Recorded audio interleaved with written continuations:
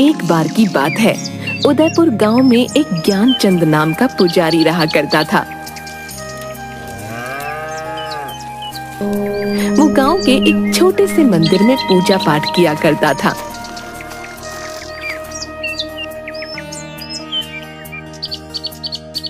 लेकिन ज्ञानचंद एक कपटी और लालची इंसान था। एक दिन गांव का सबसे धनी बनिया कुछ सोने की मोहरें और चांदी के सिक्के लेकर मंदिर आता है और ज्ञानचंद पुजारी से बोला, ये लीजिए पुजारी जी, आज भगवान के चरणों में देने के लिए कुछ दान लाया हूँ। अरे हाँ हाँ, क्यों नहीं। भगवान के चरणों में जो भी तुम सच्ची भावना से चढ़ाओगे उसका तुम्हें दुगना ही मिलेगा। हाँ। जिसके बाद वो धनी बनिया सोने की कुछ मोहरें और चांदी के कुछ सिक्के मंदिर की दान पेटी में डाल देता है। ये देखकर ज्ञानचंद पुजारी की आंखों में लालच आ जाता है। अरे बाबा, इतना सारा धन अगर ये मुझे मिल जाए तो मेरे तो मजे ही आ जाएंगे। हाँ बाबा, पूरी जिंदगी इस मंदिर का पुजारी बनकर नहीं गुजारनी पड़ेगी। हाँ। अच्छा पुजारी जी, अब मैं चलता हूँ। जिसके बाद वो वहाँ से चला जाता है। तभी ज्ञानचंद दान पात्र में से धन निकालकर एक पोटली में अपने घर ले जाता है।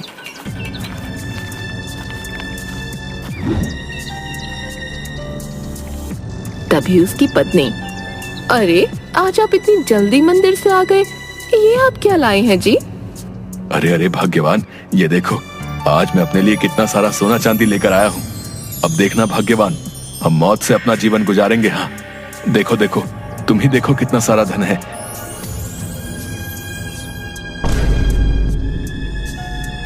अच्छा, अब हम यहाँ और नहीं रह सकते, हमें यहाँ से जाना होगा।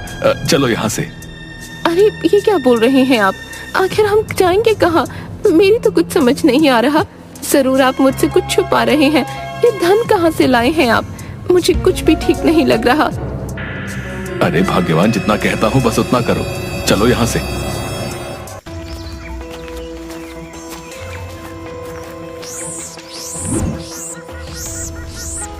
थोड़ी दूर चलने पर वो एक जंगल में पहुंचे, जहां उसे एक घास से बनी झोपड़ी दिखाई दी। अरे देखो भाग्यवान, वो सामने झोपड़ी है। चलो चलो, आज रात हम उस झोपड़ी में काट लेंगे, सुबह होते ही यहाँ से निकल जाएंगे। ठीक है जी, जैसा आप ठीक समझें। तभी दोनों उस झोपड़ी के अंदर जाते हैं। झोपड़ी में एक तरफ आग जल रही होती है और एक जगह कुछ जानवर की हड्डियां पड़ी होती हैं, जिसे देखकर ज्ञानचंद की पत्नी थोड़ी डर जाती है। देखिए जी, मुझे ये झोपड़ी सही नहीं लग रही। देखिए ना, यहाँ जानवर की हड्डियां भी बिखरी पड़ी हैं। नहीं नहीं, चलिए आप यहाँ से। अरे भाग्यवान, अब इतनी रात को हम आखिर कहाँ जाएंगे? भाग्यवान, कहीं ऐसा ना हो कोई हमसे हमारा ये धन छीन ले। नहीं नहीं, मैं ऐसे नहीं होने दे सकता। हमें आज रात यहीं रुकना होगा। अच्छा ठीक है जी, आप मेरी सुनते ही कब हैं, जैसा आप ठीक समझें। जिसके बाद वो दोनों उसी झोपड़ी में सो गए। तभी वहाँ पर एक भयानक दिखने वाला खूंखार नरभक्षी आता है, जिसके हाथ में अलग अलग जानवरों का मांस होता है। अरे बाबा, आज तो पेट भरकर भोजन मिला है।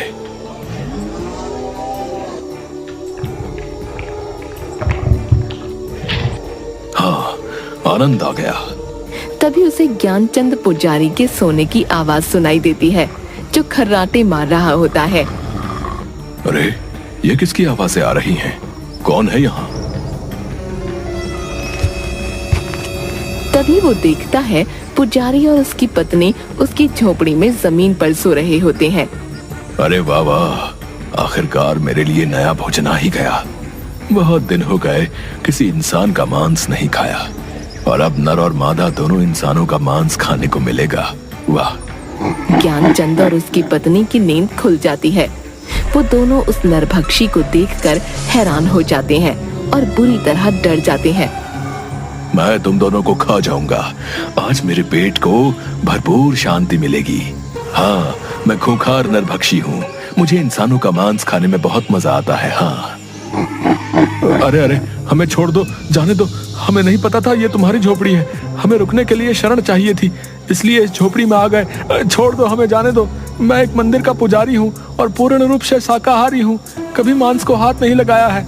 ऐसे में तुम्हें हमें खाने में बिल्कुल भी मजा नहीं आएगा। छोड़ दो, हमें जाने दो। क्या कहा? तुम शाकाहारी हो?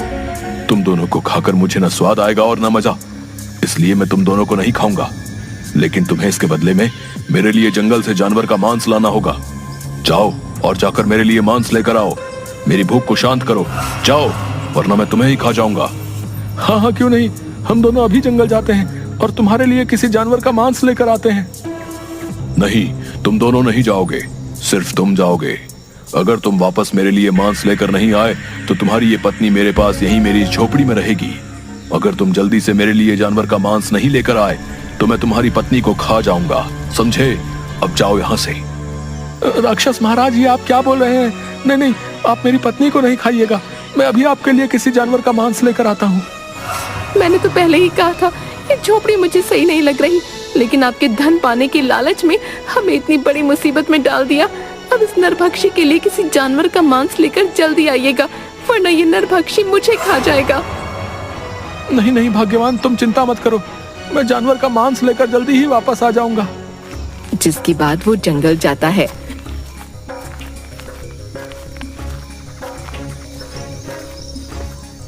जंगल में थोड़ी दूर चलने पर वो देखता है एक भालू का छोटा बच्चा मरा हुआ पड़ा है, जिसे कुछ चील कौवे नोच रहे थे। अरे अरे, ये भालू का बच्चा तो मरा पड़ा है, मैं ऐसे ही उस नरभक्षी के पास ले जाता हूँ। जिसके बाद वो उस भालू के बच्चे को अपने हाथों में उठाकर उस नरभक्षी की झोपड़ी में आता है। तभी ज्ञानचंद देखता है कि उसकी पत्नी नीचे जमीन पर पड़ी हुई है और नरभक्षी बड़े मजे से उसके शरीर का मांस नोच नोच कर खा रहा है। ये देखकर ज्ञानचंद हैरान रह जाता है और जोर जोर से रोने लगता है। हाय हाय कपटी नरभक्षी, ये तूने क्या किया? तू मेरी पत्नी को ही खा गया। अरे मैं तो तेरे लिए जानवर का मांस लेकर आया हूँ, लेकिन तुझे जरा भी सब्र नहीं हुआ, मेरी पत्नी को ही मार डाला। तुम्हें आने में इतनी देर कैसे हो गई? मुझसे अपनी भूख सहन नहीं हुई, इसलिए मैंने तुम्हारी पत्नी को ही खा लिया। ये मैंने क्या कर दिया? मुझे माफ कर देना भाग्यवान, मैं तुम्हारे प्राण नहीं बचा पाया, माफ कर देना। न मैं मंदिर से धन चुराता और न हम यहाँ इस जंगल में आते। मेरे लालच ने मुझसे ये क्या करवा दिया। हाँ, आज के लिए इतना भोजन ठीक है, चलो अब थोड़ा विश्राम कर लेता हूँ। हाँ।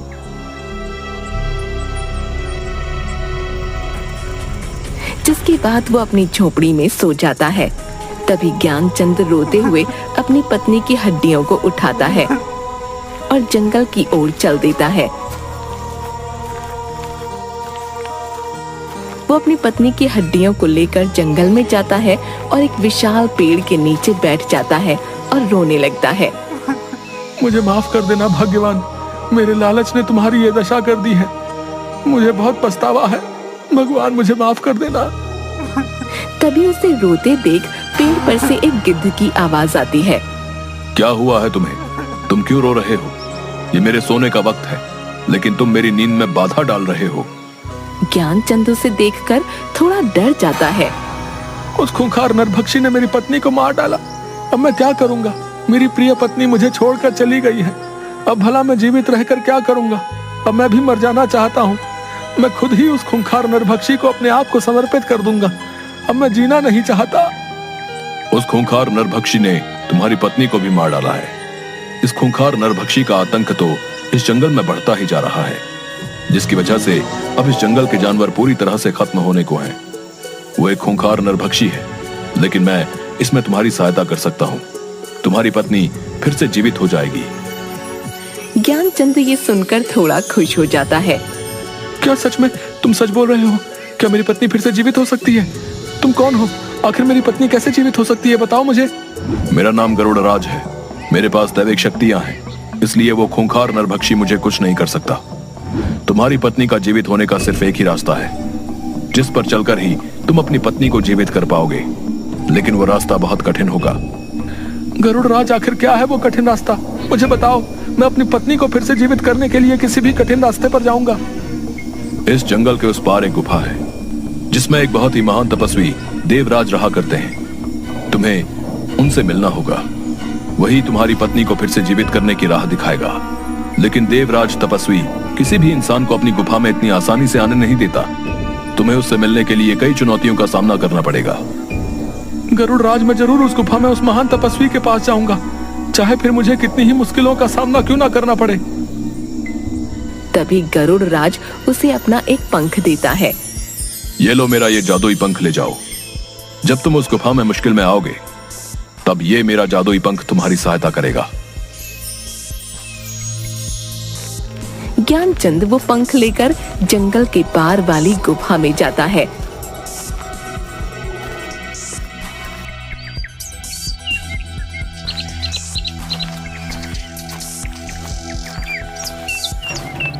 थोड़ी दूर गुफा में चलते ही एक विचित्र सा दिखने वाला लंगूर जानवर, जिसकी आंखें एकदम सुर्ख लाल होती हैं, उस पर झपट पड़ता है। अरे अरे, कौन हो तुम? मुझे छोड़ो, छोड़ दो मुझे। तपस्वी देवराज की इस गुफा में आने की तुम्हारी हिम्मत कैसे हुई? मैं तुम्हें जिंदा नहीं छोड़ूंगा। क्या तुम्हें नहीं पता यहाँ कोई इंसान नहीं आ सकता? नहीं नहीं, मुझे छोड़ दो, मैं बहुत मुश्किल में हूँ। मुझे यहाँ गरुड़ राज ने भेजा है। मुझे देवराज तपस्वी से मिलना ही होगा। मुझे आगे गुफा में जाने दो। ये सुनकर वो डरावना लंगूर उसे छोड़ देता है। ठीक है, मैं आगे देवराज तपस्वी से मिलने दूंगा, लेकिन इसके लिए तुम्हें एक चुनौती से गुजरना होगा। इस गुफा में आगे जाने के 2 रास्ते बताऊंगा। तुम्हें अपनी बुद्धि से सही रास्ता चुनना होगा, लेकिन याद रखना, अगर तुमने गलत रास्ता चुना तो तुम देवराज तपस्वी से कभी नहीं मिल पाओगे। ठीक है, मुझे आपकी ये चुनौती मंजूर है। जिसके बाद डरावना लंगूर अपनी आंखों की शक्ति से वहाँ 2 रास्ते बना देता है। एक रास्ते पर बहुत रोशनी होती है और दूसरे रास्ते पर बहुत अंधेरा, जिसमें सिर्फ आग की मशालें जल रही होती हैं। ये देखकर ज्ञानचंद सोच में पड़ जाता है। कुछ देर सोचने के बाद, मैं अंधेरे का रास्ता ही चुनूंगा, क्योंकि अंधेरे के बाद ही जीवन में उजाला होता है और मुझे अपने जीवन में उजाला करने के लिए अपनी पत्नी को जीवित करना है। मुझे देवराज तपस्वी इसी अंधेरी राह पर मिलेंगे। डरावना लंगूर ये सुनकर थोड़ा खुश हो जाता है। बहुत अच्छा जवाब दिया तुमने। तुम्हारी राह इसी अंधेरे रास्ते से होती हुई उजाले की ओर जाती है। तुम्हें ऐसे ही अपनी बुद्धि और विवेक का इस्तेमाल करना होगा। अब तुम जाओ। ज्ञानचंद अंधेरे रास्ते की ओर बढ़ता है। तभी थोड़ी दूर पर वो देखता है एक बहुत बड़ी शिला दिख रही है। ये क्या?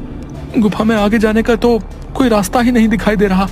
वो उस शिला के पास जाता है। इतनी बड़ी शिला, आखिर इसका क्या मतलब हो सकता है? लगता है शिला के उस पार ही मुझे देवराज तपस्वी से मिलने का रास्ता मिलेगा। तभी ज्ञानचंद उस शिला को हटाने की बहुत कोशिश करता है, लेकिन वो अपनी जगह से टस से मस नहीं होती। तभी उसे शिला के उस पार एक आवाज सुनाई देती है। कौन हो तुम और क्यों इस शिला को हटाने की कोशिश कर रहे हो?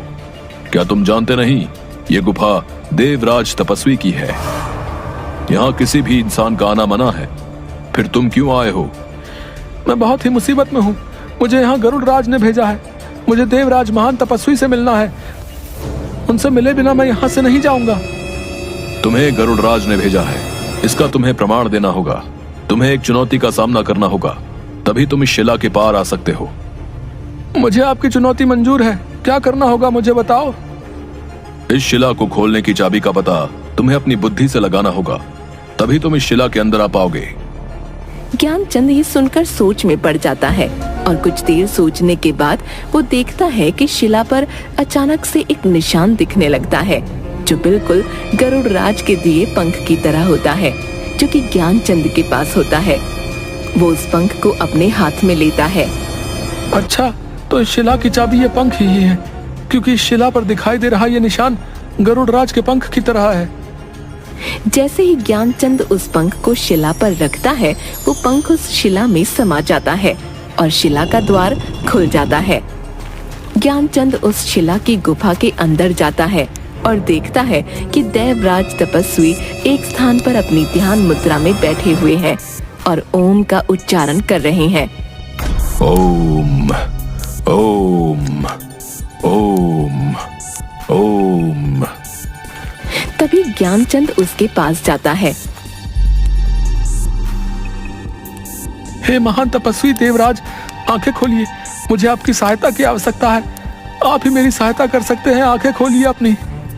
कि देवराज तपस्वी अपनी आंखें खोलता है। कौन हो तुम और क्यों आए हो हमारी गुफा में? यहाँ हम अपनी ध्यान मुद्रा में रहते हैं, इसलिए किसी भी इंसान का यहाँ आना वर्जित है।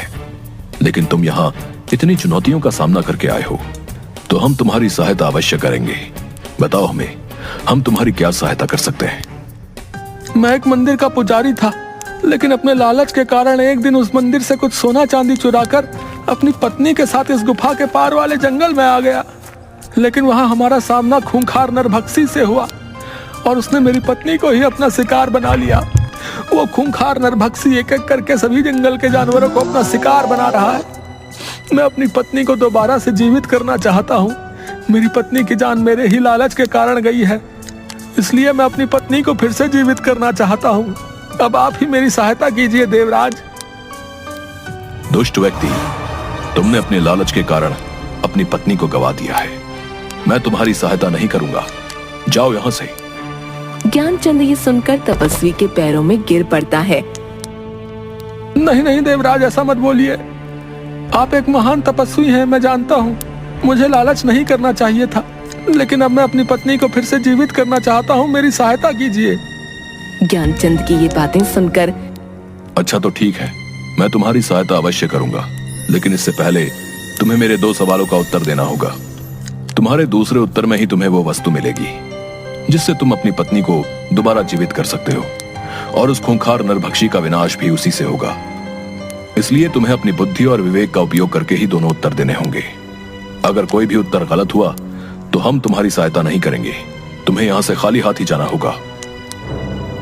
नहीं नहीं तपस्वी देव, मैं यहाँ से खाली हाथ नहीं जाना चाहता। मैं आपके दोनों सवालों का सही उत्तर देने की जरूर कोशिश करूंगा।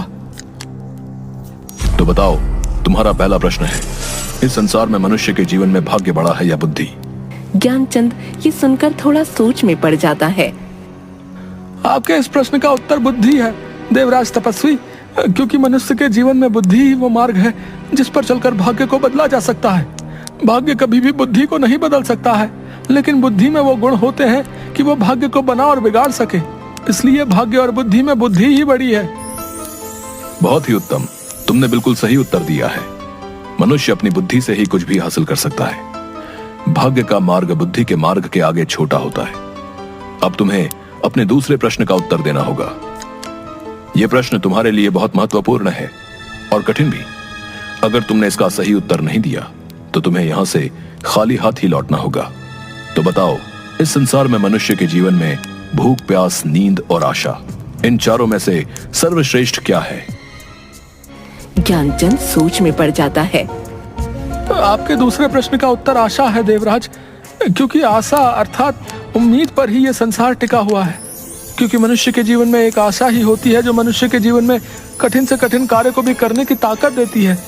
मनुष्य जीवन में आशा घने अंधेरे में उस रोशनी की किरण की तरह है जो मनुष्य को घनघोर कष्ट में भी जीने की प्रेरणा देती है। वाह, बहुत ही उत्तम उत्तर। तुम्हारा ये उत्तर भी बिल्कुल सही है। मैं तुमसे बहुत खुश हुआ। तुम्हारी बुद्धि ने मुझे प्रभावित किया, इसलिए मैं तुम्हारी सहायता अवश्य करूंगा। तभी तपस्वी उसे एक जल से भरा अपना लोटा देते हैं। ये लो, ये अमृत ही तुम्हारी सहायता करेगा। इसे उस नरभक्षी की आंखों में डाल देना और इसकी कुछ बूंदें अपनी पत्नी की हड्डियों पर डाल देना, जिससे तुम्हारी पत्नी जीवित हो जाएगी। ज्ञानचंद वो अमृत अपने हाथों में ले लेता है। आपका बहुत बहुत धन्यवाद तपस्वी देवराज। अब मैं इस अमृत से अपनी पत्नी को दोबारा जीवित कर पाऊंगा और उस नरभक्षी का अंत भी। जाओ, तुम्हारा कल्याण होगा।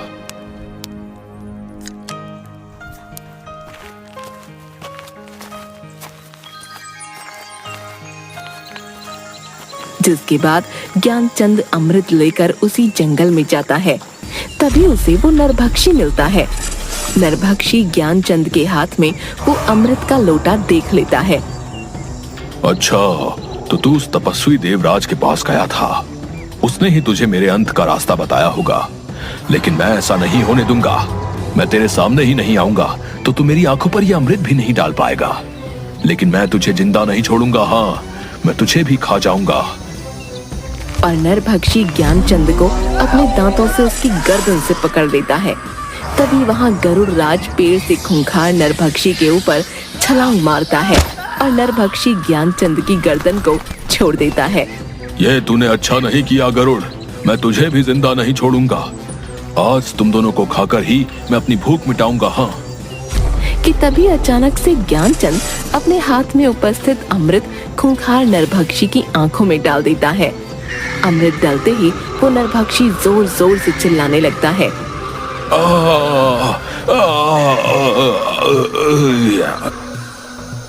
और देखते ही देखते जलकर भस्म हो जाता है, जिसके बाद ज्ञानचंद और गरुड़ की आंखों में थोड़ी खुशी दिखाई देती है। नरभक्षी का तुमने अंत कर दिया है, वाकई तुम बहुत बहादुर निकले। अब जाओ और अपनी पत्नी की हड्डियों पर इस अमृत की बूंदें डाल दो। जिसके बाद ज्ञानचंद अपनी पत्नी की हड्डियों पर उस अमृत को डाल देता है, जिसके बाद उसकी पत्नी दोबारा जीवित हो जाती है, जिसे देखकर ज्ञानचंद खुश हो जाता है। आखिर तुम फिर से जीवित हो ही गई भाग्यवान, तुम मेरे पास दोबारा लौट आई हो। मेरे लिए इससे बढ़कर और कुछ भी नहीं। लेकिन ये सब कैसे हुआ जी? मुझे तो उस खूंखार नरभक्षी ने मार डाला था, फिर ये सब कैसे हुआ? जिसके बाद ज्ञानचंद अपनी पत्नी को सारी बात बताता है। आप तो सच में एक बहादुर इंसान निकले जी। आपने लालच में जो पाप किया था उसकी सजा आपको इस रूप में मिली जी।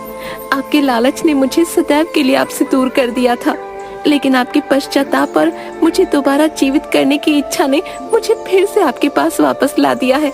अब आप कभी भी लालच की झांसे में मत आइएगा। हाँ नहीं भाग्यवान, मुझे समझ आ गया है, मनुष्य को लालच सिर्फ विनाश की ओर ही ले जाता है। दोनों खुश रहो। आज तुम्हारी वजह से इस जंगल को इस नरभक्षी से मुक्ति मिली। धन्यवाद। आपका भी बहुत बहुत धन्यवाद गरुड़ राज, आपकी सहायता के बिना ये संभव नहीं था।